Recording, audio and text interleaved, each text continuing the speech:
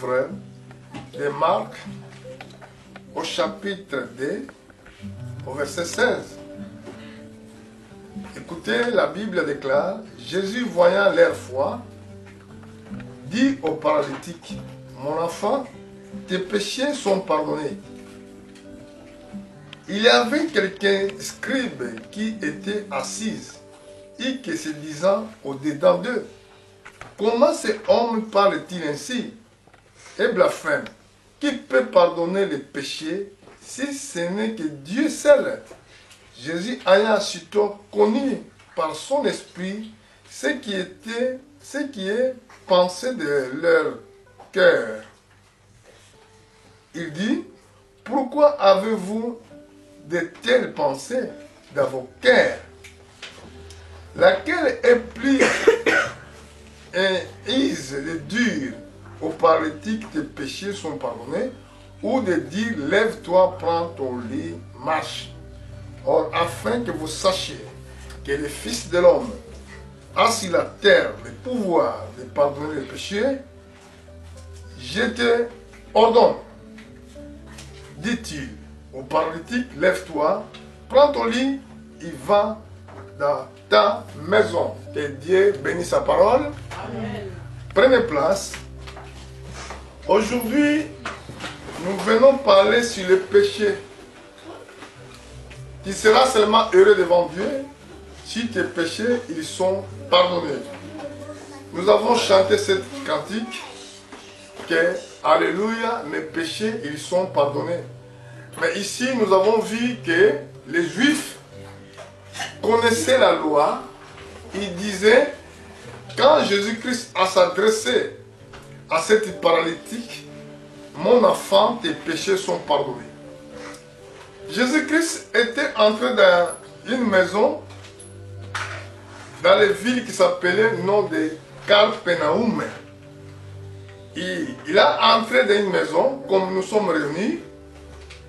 Il y avait un paralytique qui était dans cette ville, qui a entendu que Jésus était dans quelques maisons là-bas. Ils l'ont ramené vers notre Seigneur. Même, il y avait des efforts qui ont été faits afin que les paralytiques voient notre Seigneur. Parce qu'il était obligé d'ouvrir les toits des maisons pour le faire glisser devant le Seigneur.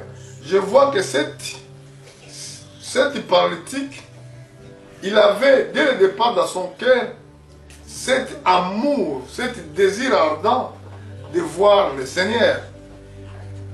Quand il est venu, il ne s'inquiétait pas d'abord de sa maladie, mais il était attentif pour l'écoute de la parole de Dieu.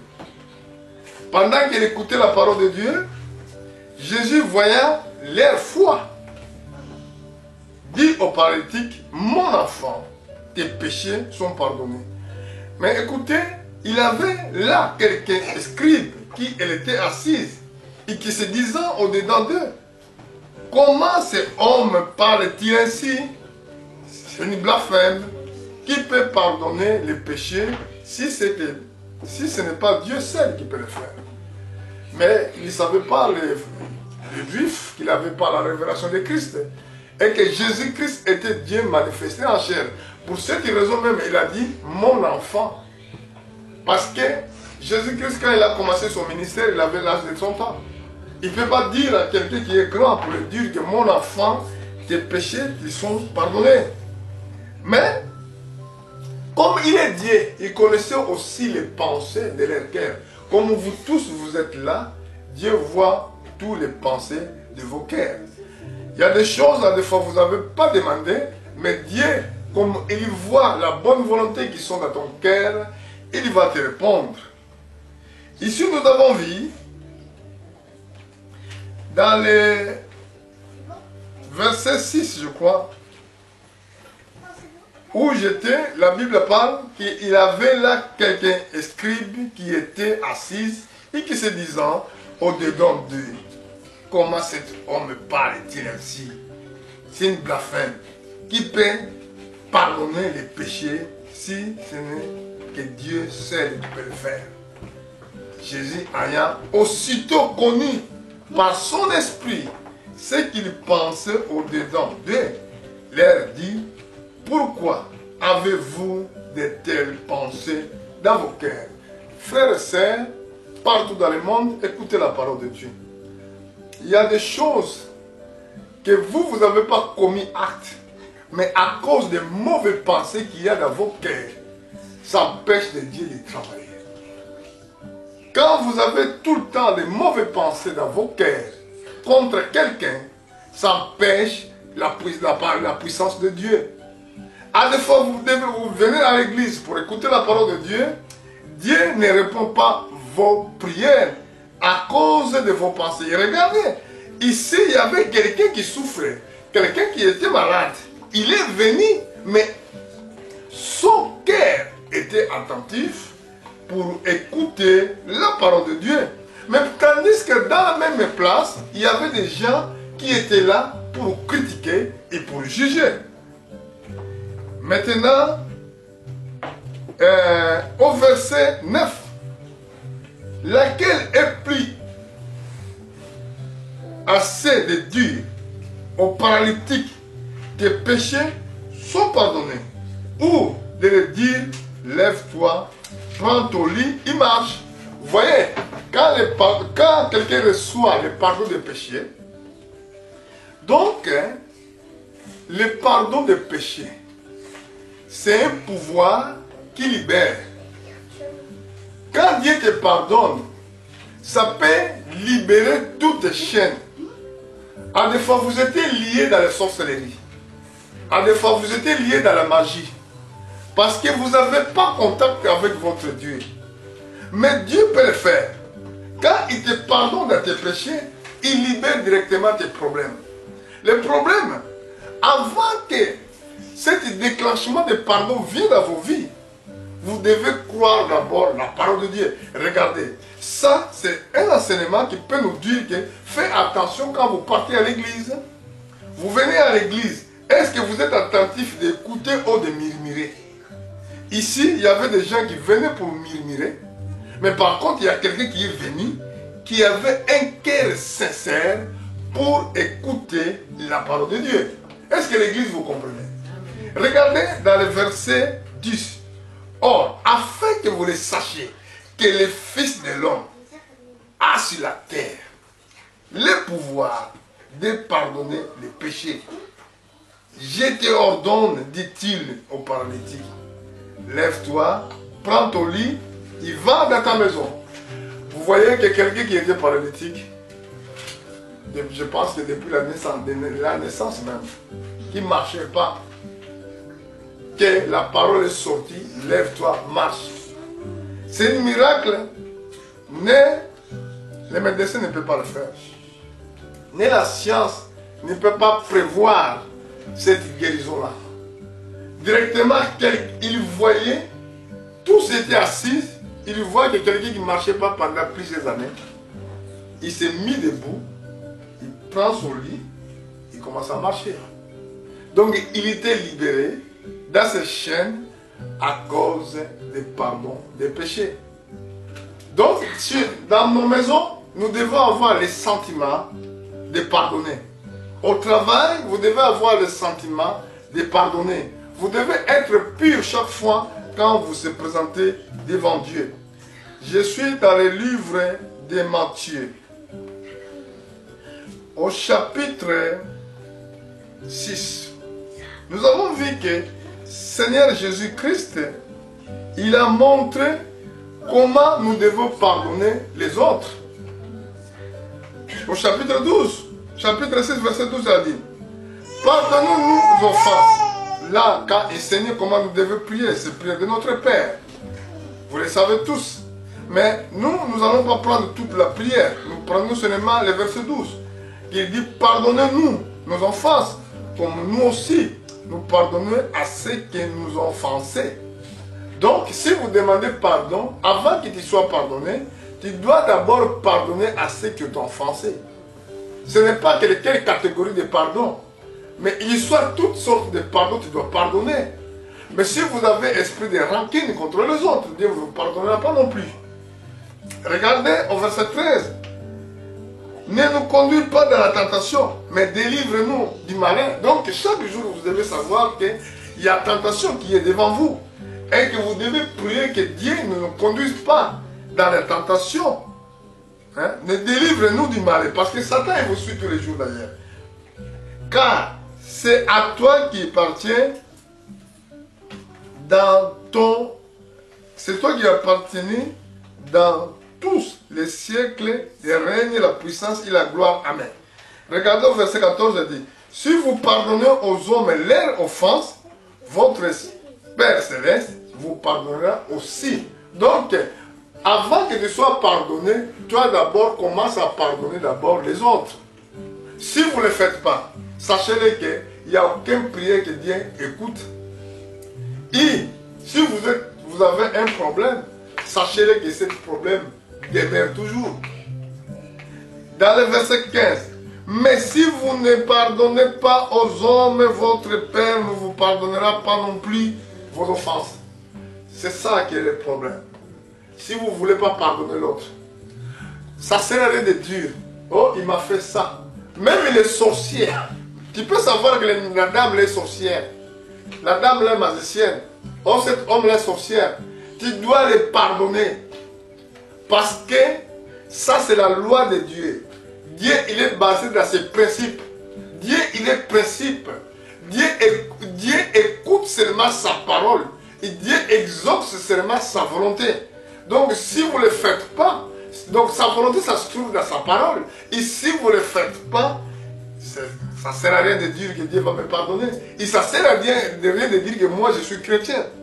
Regardez par exemple, je vais aller juste au verset, dans le livre de Luc, chapitre 23. C'est très très important cette écriture. Au moment quand Jésus-Christ a été crucifié, il était à la croix. Les gens les crucifièrent. Je suis dans le livre de Luc, chapitre 23, au verset 34. Jésus dit, Père, pardonne-les, car ils ne savent ce qu'ils font. Il s'est partagé ses vêtements, il tirait au sort. Donc, Jésus-Christ, pendant qu'il était à la croix, il y a des gens qui crachaient sur lui. Il y a des gens qui l'insultaient. Il y a des gens qui disaient mal de lui. Mais regardez l'altitude du Seigneur. Il souffrait dans les douleurs. Mais il n'a pas usé de mauvais, utilisé le blasphème. Oh, il n'a pas insulté. Il n'a pas... Non, bah, l'ingala. Azongisaki mabeli kona mabete. Wana avandaki na passe na ye. Na minyoko na ye. Na mitungisi na ye. Alobi boye. Jésus dit, Père, pardonne-le. Na ebite yo tango bafingi yo. Na ebite tango motazo boma yo. Na munduki aza nango. Na epée aza nango. Oh, le bakanini. Kobo sanate. Pardon. Ezali force et libération. Alléluia.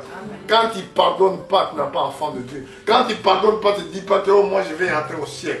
Donc, ciel, ceux qui ont mis dans parce que pour nous avons fait cette portion à ciel, et l'incolobake a créé qui moyen à réconciliation. Pour nous réconcilier, et c'est là qu'il y a une cette personne à son abat. Alléluia. Est-ce que vous comprenez? C'est très très capital. Si la terre, vous allez trouver les gens qui vont vous insulter. Dans les écoles, vous allez voir les gens qui parlent mal de vous. Mais toi, comme enfant de Dieu, tu diras que je te pardonne. Dans ton cœur, tu ne peux pas avoir les rancines contre quelqu'un. Parce que ça t'empêchera de voir Dieu. Regardez, je ne peux pas aller trop loin aujourd'hui. Donc je vais parler brièvement. Et que je voulais que cet enseignement reste dans vos cœurs. Et que vous allez travailler pendant votre vie terrestre avec cet enseignement que vous allez en train d'entendre aujourd'hui. Nous allons voir encore, pour finir ma prédication, dans les livres des Actes des Apôtres.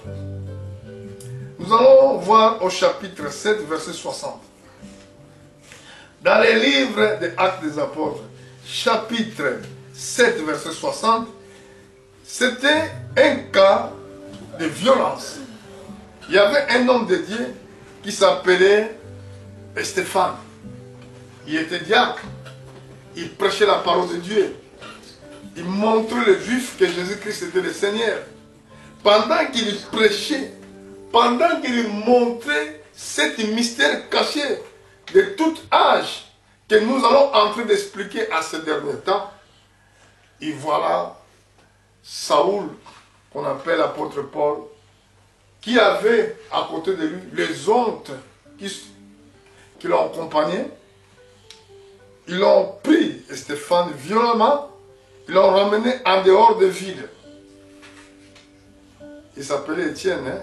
Bon, dans la Bible de Lingala, on appelle Stéphane, mais ici, on appelle Étienne en français.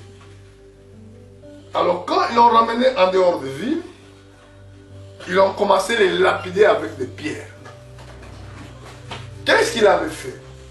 Est-ce que Stéphane ou Étienne, qui était lapidé dans cet endroit, il avait commis quelque chose de mal? Non. Il prêchait seulement la parole de Dieu. Quand il prêchait, vous savez, pendant que nous prêchons la parole de Dieu, il y a beaucoup de gens qui sont contre nous. À des fois, nous sommes des gens comme des objets de la terre. Nous subissons les insultes. Mais ici, c'était un envoyé de Jésus-Christ. À ce moment, les gens les critiquaient. À ce moment que les gens les lapidaient, regardez ce qu'il a fait au verset 60. Puis, il s'était mis à genoux et cria d'une voix forte, Seigneur, ne répète pas ces péchés. Après ces paroles, il s'est dormi. Vous voyez? Après ces paroles, il est mort. Donc, quand quelqu'un meurt dans ces situations, il vous laisse la culpabilité. Il vous laisse la culpabilité. Parce que, écoutez, ce qui dit les Écritures, si vous allez regarder quand Abel a été assassiné pour Caïn, Abel, son sang demandait la vengeance. Sang d'Abel, il demande la vengeance. Il demande que Dieu venge son sang. Et Caïn, il va être jugé à cause de cela. Mais, comme le sang d'Abel demande encore jusqu'à aujourd'hui la vengeance, donc Abel ne peut pas se reposer tranquillement une fois que le tribunal de Dieu n'est pas encore là. Suivez-moi bien. Suivez-moi bien à ce point-là. Comme Abel, le sang d'Abel, ça veut dire l'âme d'Abel, demander la vengeance, ça veut dire, donc Dieu, il doit les juger. Est-ce que vous comprenez? D'où les dés. Pourquoi toi qui as tué Abel?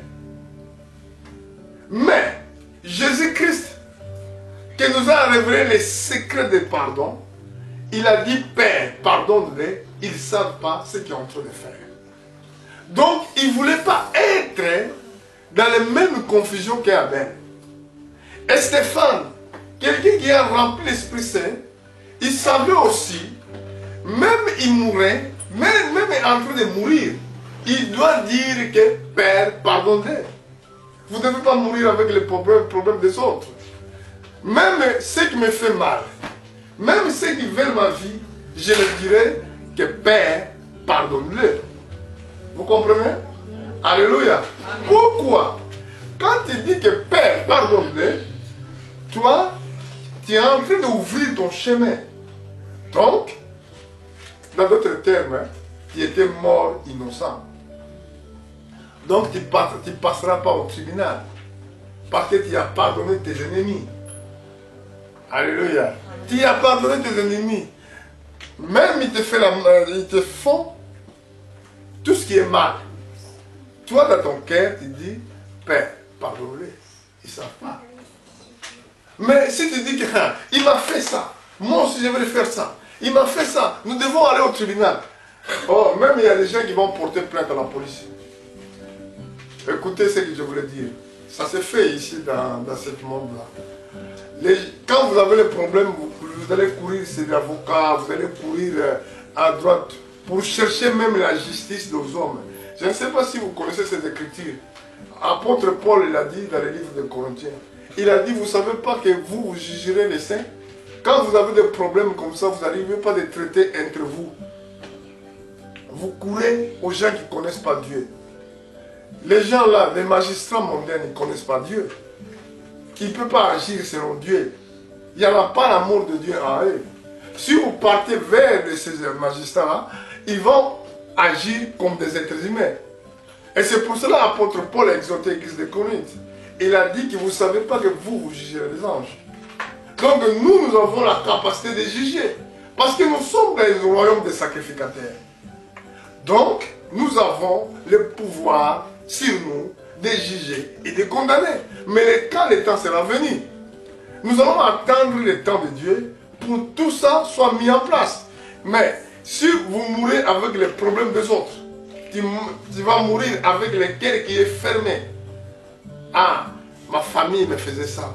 Mon frère me faisait ça. Ma soeur me faisait ça. Alors, quand tu es en train de mourir avec les problèmes dans ton cœur, sachez que tu ne vas pas entrer au ciel, tu vas aller dans un endroit où tu vas attendre ton frère ou ta soeur pour que vous passiez dans le tribunal de Dieu. Parce que Dieu, il voit tout. Dieu connaît toutes choses. Et là, comment vous pouvez dire que vous avez dit oui bien, la Bible dit que vous avez dit que vous avez dit que vous avez dit que vous avez dit que ata ozosala ozoyiba na mayele badi bamona ngate menzamba azomona yo mutu moko ta koki kobomba banzambe moko te yango Bible bi mukola kosambisa makambo ebombama na mitema bato. Alors yo ozokosala mabe nzambe amonaka yo eloko moko ebomba mpe likolo na ye te mais yo mwana na nzambe Bible bi kozongisa mabe na mabe te esika bazosala mabe yo ozongisa malamu parce que une fois que yo ozali kokondamne tant que ça m'a bien aussi m'a bien et l'incroyable que beaucoup qui est dans le tribunal pour beaucoup de raisons mais tant on dit que à la limite au sein de ma belle quand on entend ma limite ça yo dans la tête de la ma belle donc yo qui culpabilité dans tout wana yo ozana un problème c'est pour cela en gros véritable évangile en gros l'évangile de pardon parce que le pardon libère au gros on a maladie quand on pardonne de Robik Sayo, ndenge to moni mo kakatani wana azalaki sauver na maladie na ye tant que soit proclamé qu'il le baké mon fils qui est pardonné. Ba maladie vandi mingi na banzota bato. Ba problème mingi vandi na banzota bato. Sa boye baké ba problème on est uta wapi. Ozana li kambo sala o bomba mbula na mbula.